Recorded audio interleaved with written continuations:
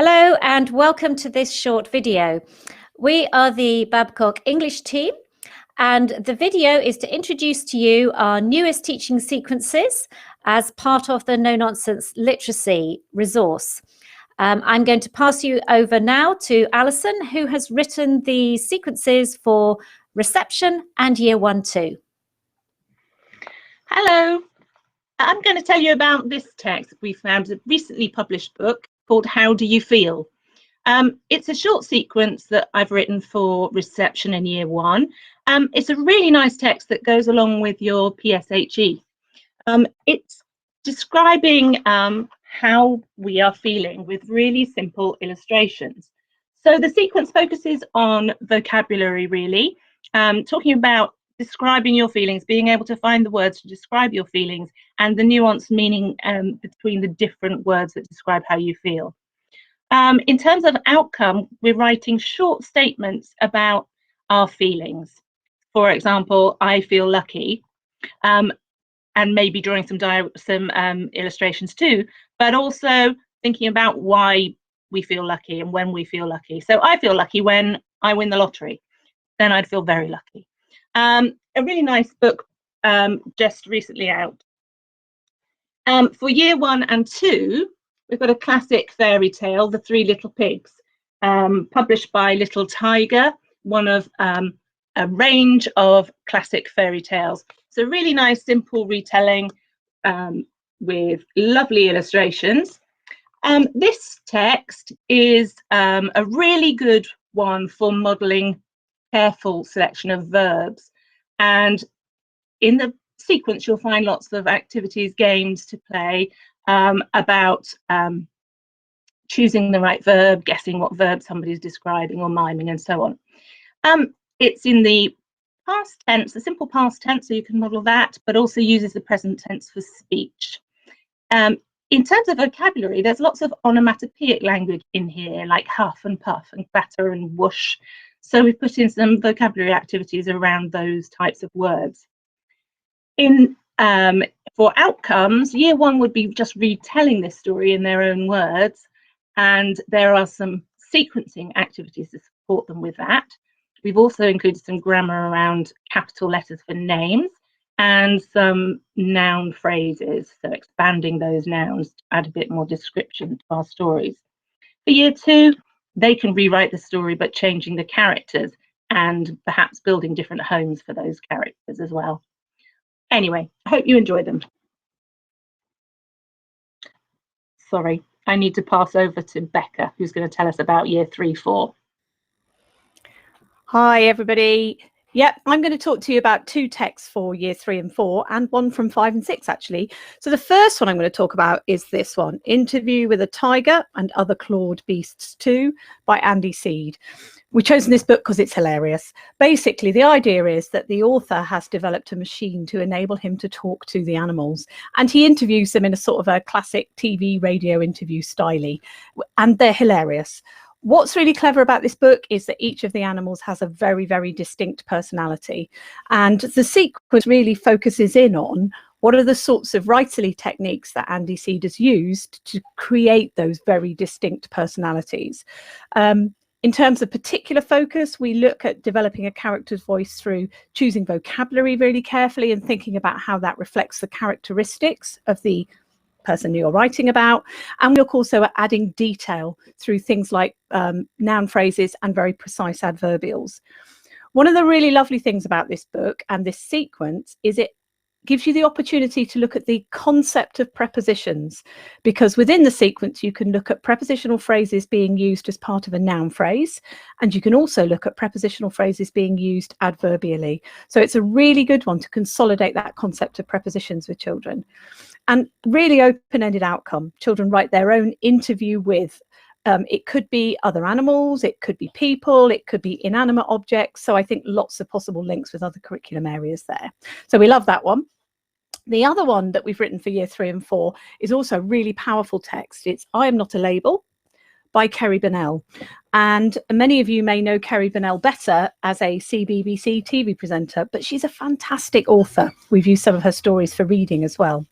This is basically a selection of short biographical texts writing about inspiring people who have overcome certain adversities in their life. It may be disability or prejudice or poverty or a combination of adversity. But it is a really uplifting and inspiring book because it's all about what people have managed to achieve rather than the things that they have found difficult. So I think it's a really important book to be reading with children and will help you to deal with some of those sorts of PSE issues as well, and hopefully help children to be aspirational. The focus of the sequence is around writing concisely. They're quite short, but they're very, very clear texts, and focusing on how in a biographical style you convey the emotional impact of events for the person that you're writing about. The grammatical focus, there's a lot in there about looking at variation in sentence construction and clause structure and how that helps to do that, and lots of information in terms of detail again around noun phrases and adding adverbial information. And it gives children an opportunity to find out about somebody inspiring, somebody that they may be interested in who's overcome adversity, and write about them. So I think a really fantastic book, that one. Okay, so I'm going to say about one of the year 5-6 books before I hand to Becky, because the first of the year 5-6 books we've written is this one, The Everyday Journeys of Ordinary Things. This is a really compulsive book. Once you start looking at it, you find yourself not really being able to stop, because each page has got fabulous illustration and lots of really, really interesting information. The particular focus of the book is it's about describing, explaining a sequence. So the sorts of things in the book are all things that have a process. It's got everything in it. It varies from, let's have a little look, from fossil to car, from studio to stereo, from cow to carton, obviously about milk. It's one about chocolate, which we look at in the sequence. So it's a really good one for writing about anything where there is a chronological sequence of events. Great for looking at cohesion, and we've written some work in the sequence around cohesion about how you link ideas, particularly using adverbials to link ideas, and particularly adverbials of time, but not exclusively. Very good for looking at the precision of noun choice and the elements of a noun phrase, because although it's quite a child-friendly book, it's very well written, it's very clear, it's very precise, quite technical in its explanation. Good for introducing the idea of relative clauses in year 5. You could also use this text to look at the passive if you had year 6 in your class, and we've put in an optional section because the passive is used really, really well in this text to sort of distance the reader from the process.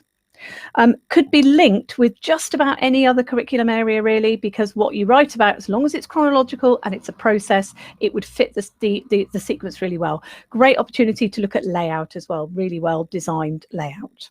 Okay, I'm going to hand over to Becky now to talk about our last text, our last year 5-6 text.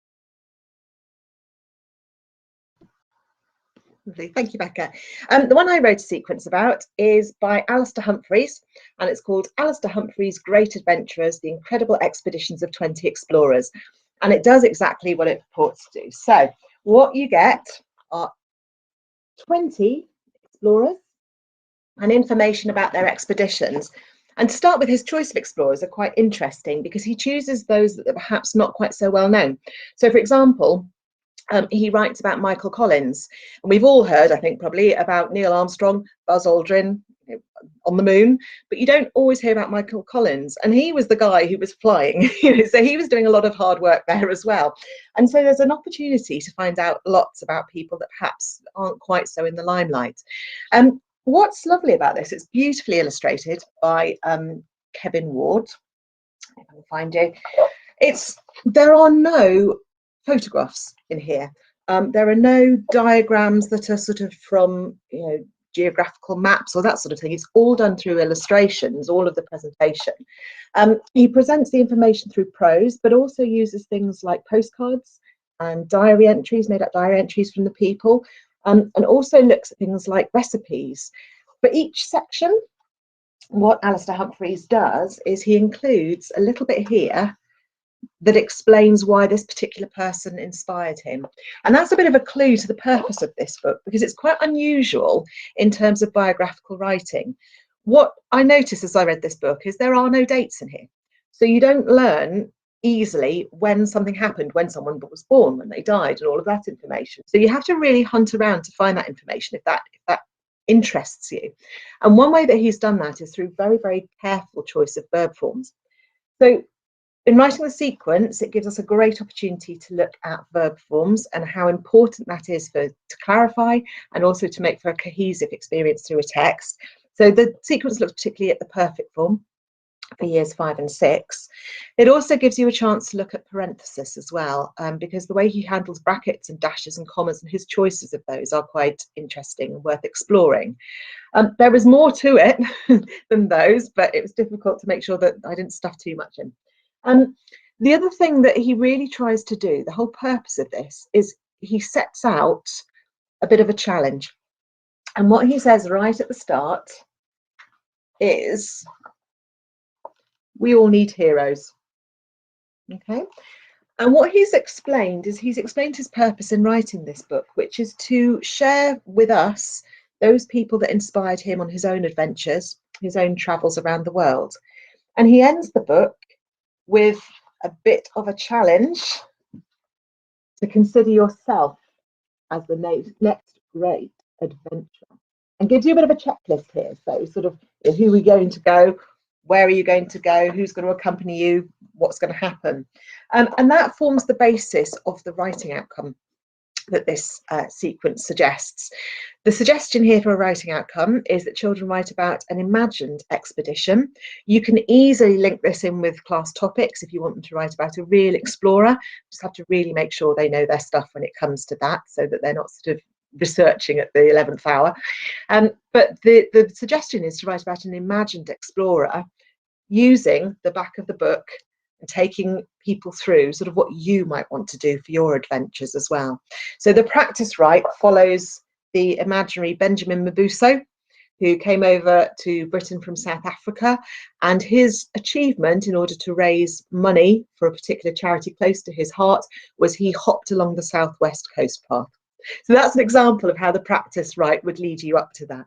So I think it's one that I would love to teach. It's one of those sequences that as I was writing it, I was thinking, yeah, I want to get in the classroom and teach this one.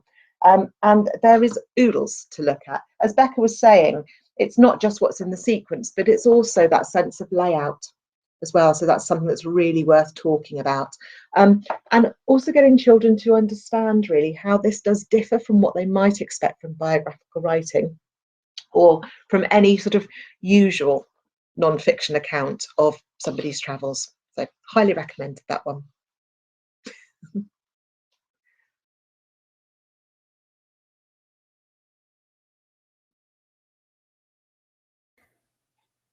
Okay, thank you. I hope you've enjoyed watching that video, and I hope that you are inspired to go and try out some of these new sequences.